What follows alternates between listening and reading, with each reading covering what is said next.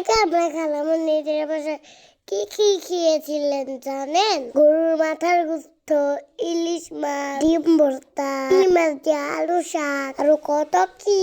Hello everyone, আসসালামু আলাইকুম। আপনারা সবাই কেমন আছেন? আজকে সকালে মা কই মাছ দিয়ে কি তরকারি রান্না করছে?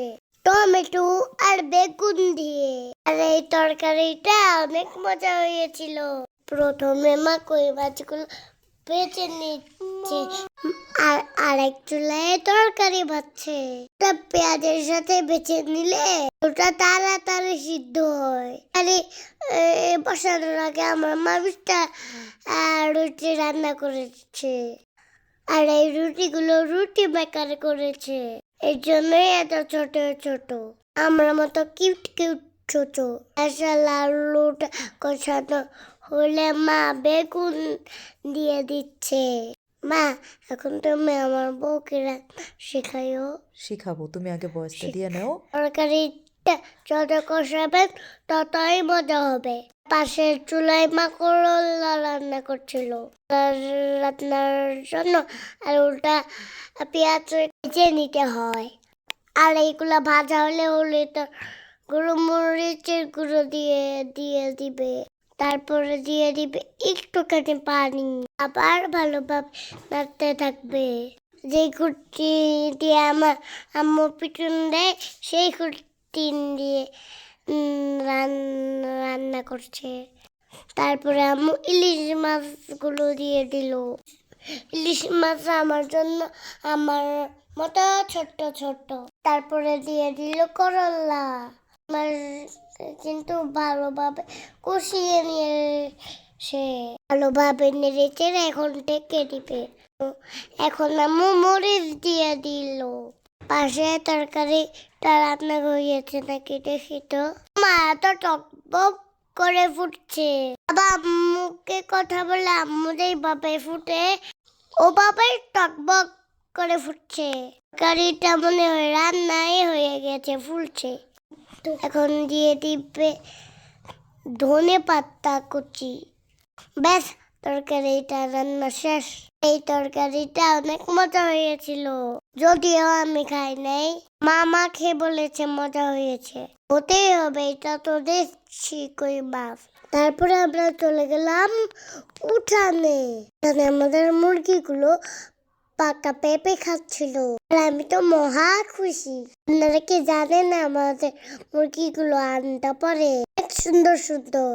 মা আমাদেরকে খেতেই দেয় না, ছবি তুলে আর ভিডিও করে। ওইগুলো কি ভিডিও করার জিনিস? এটা তো খাওয়ার জিনিস।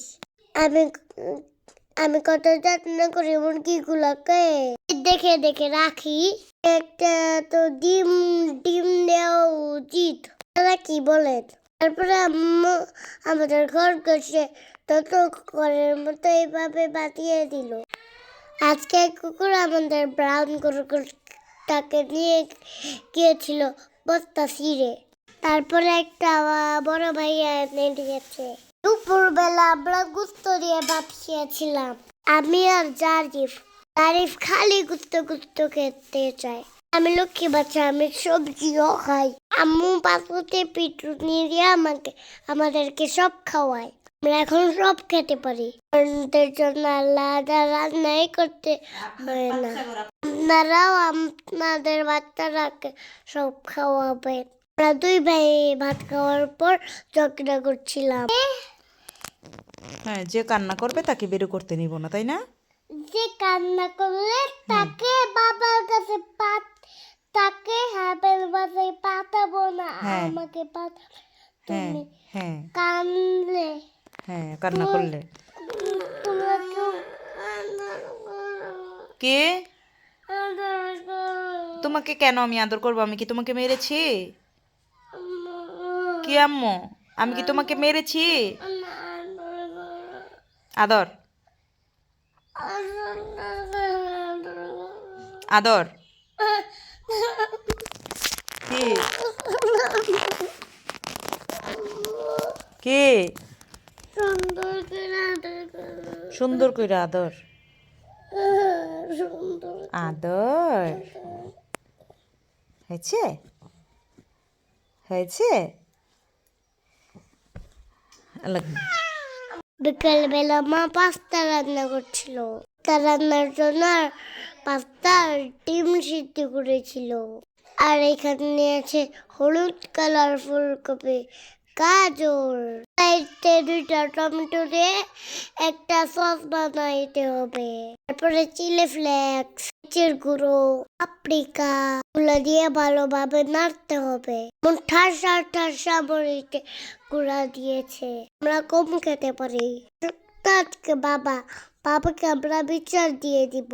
বাবা, খালি শান্তি ভাত, খালি শান্তি পাস্তা জাল দিয়ে রান্না করে আমরা খেতেই পারি না।